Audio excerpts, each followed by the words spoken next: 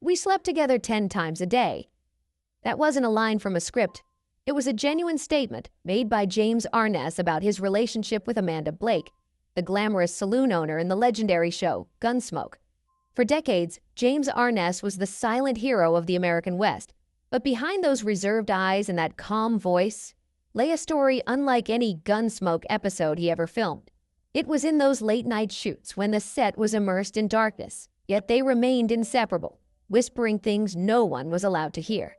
It was in the stolen moments behind her husband's back, when Amanda would dangerously lean her head against James's shoulder in intimate trust.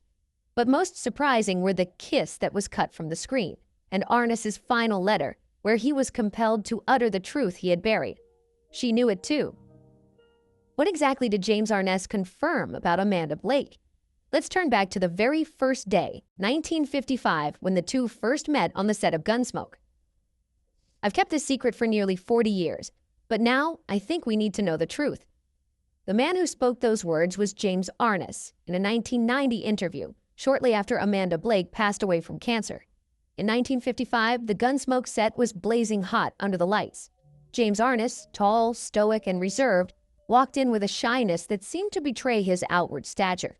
In contrast, Amanda Blake appeared with a brilliant smile, exuding a confidence that suggested she knew exactly where she belonged. And then, everything settled as they stopped in front of each other. Amanda looked up at James, the 6'7" man with a solid build and chiseled face.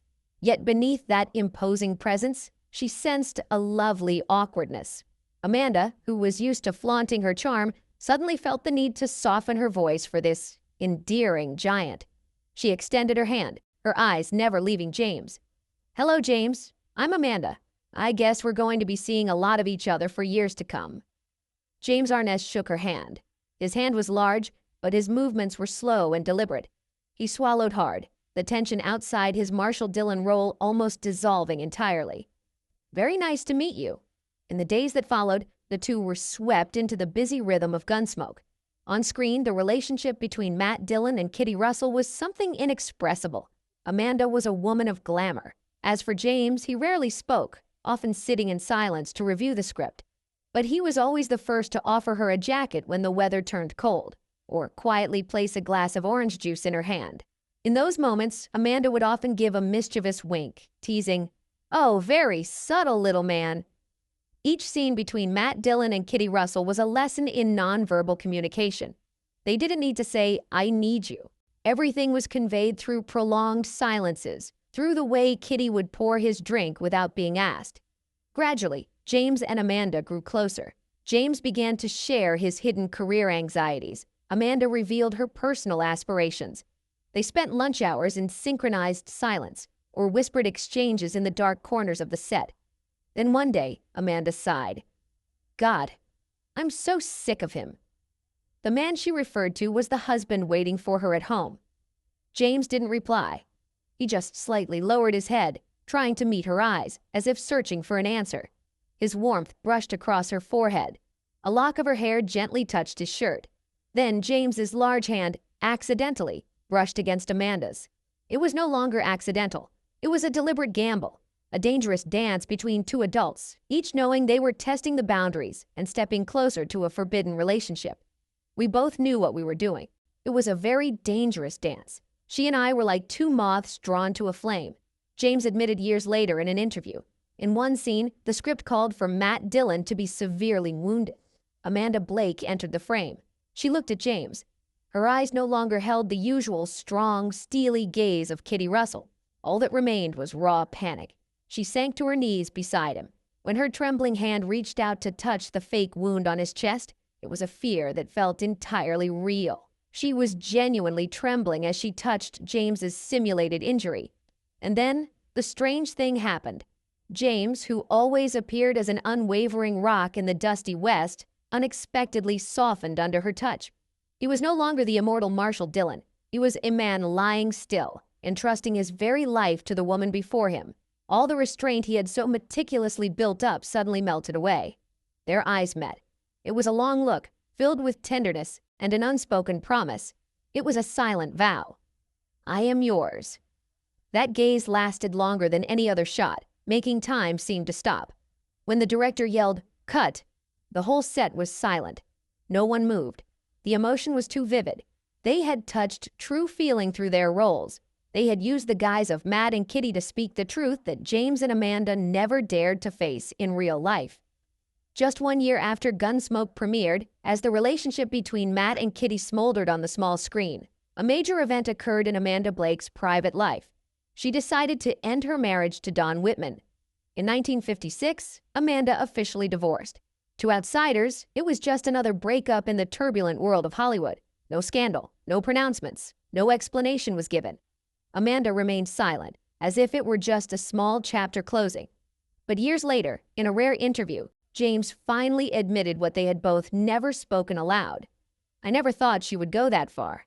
It made me feel like a terrible person." It was the first time he had revealed his sense of being pulled unintentionally into the role of the other man. The divorce was Amanda's decision, but the emotional fallout fell heavily on James, the man who always feared hurting others more than hurting himself. But things didn't stop there. In the show, Matt and Kitty actually shared a kiss. But for the two lead actors, it was a release for a suppressed love. When the scene took place, Matt entered the saloon, his eyes resting on Kitty. He walked over, placed his hand on her shoulder, and kissed her. The moment their lips met, they clearly felt the long, smoldering fire erupt intensely. It was undeniable confirmation. Their love was real, not just the imagination of a role. But that fleeting happiness was immediately suffocated. CBS intervened. They believed a formal kiss between the marshal and the saloon owner would disrupt the balance, diminishing the show's wild Western character. They feared it would lose the romantic, sweet distance that millions of viewers were captivated by. At this point, James Arness himself approached the producer and protested, "If we kiss, everything is over. What keeps the audience coming back is the anticipation." The producer agreed, and the kiss was cut from the broadcast. But for Amanda, it was a painful rejection. She had hoped that the on-screen kiss would be a way for James to acknowledge something. But when he so vehemently blocked it, Amanda understood a bitter truth. Even though James had given her the kiss on set, he still wouldn't allow it to exist. Years after Gunsmoke ended, James Arness finally dared to utter what he had tried to avoid throughout his youth. "I should have let it happen." Back then, he thought he was protecting the show, protecting the character. But in his old age, he understood that what he was truly protecting was his own fear. He had never protected the feelings of the woman he secretly loved. The years passed. James's choice turned the atmosphere on set into tension. Shared lunches became increasingly sparse. Touches on set became increasingly professional, cold. Amanda was waiting for an acknowledgement from Arness, a confirmation, even if just a whisper, that he felt that love, too. Just something she could cling to, so she knew she wasn't alone in this emotional burden. By 1974, after nearly 2 decades of living a dual role, Amanda reached her limit. She realized that no matter how deeply she loved James, she couldn't continue living in a play where she was the lead actress but had no complete ending. The decision to leave was a painful liberation. She made the announcement. She would be leaving Gunsmoke after its 19th season. She didn't need him to hold her back. She just needed a goodbye. On Amanda's last afternoon on set, she did what the character Kitty Russell would probably never dare to do. She confronted Matt Dillon. She knocked on his dressing room door. James, tall and always composed, was tidying his belongings. He looked up at her, his expression still terrifyingly calm. "James." Amanda's voice trembled slightly, but she stood firm. "I want to talk to you for a minute." He placed his cowboy hat on the table. "Of course, Amanda. About the script change for your final scene?" "No," she shook her head, tears welling up. "Not about Kitty and Matt. About us." She stepped closer, looking deep into his eyes, which always held so much restraint. She waited for an acknowledgement that he, too, felt that fire. She didn't need him to leave his family or change his life. She just needed something to hold on to, so she knew she wasn't alone in this emotional burden. She just needed a goodbye, a word that said, "I know, I'm sorry." But despite everything, James remained silent. His wall of ice did not crumble. He let out a long, heavy breath. His voice was deep, but devoid of warmth. "Amanda, I hope you'll be happy." Amanda stepped back, her eyes reflecting deep disappointment. 1 step, 2 steps, 3 steps. Then she yelled, "Get out of my sight, you bastard!"